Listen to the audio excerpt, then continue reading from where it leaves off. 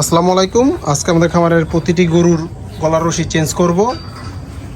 আর আমরা গরু ক্রয় করার পরে এখনও গলার রশি চেঞ্জ করে নিই।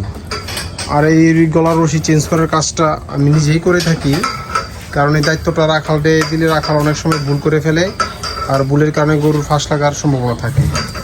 তাই কাজটি আমি নিখুঁতভাবে করে থাকি।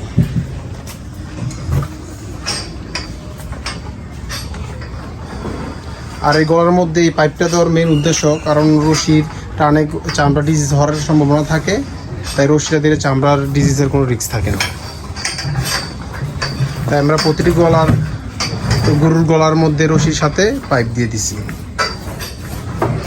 যাই হোক, আমাদের জন্য দোয়া করবেন যাতে দক্ষতার সাথে এই কাজগুলি সবসময় করে যেতে পারি।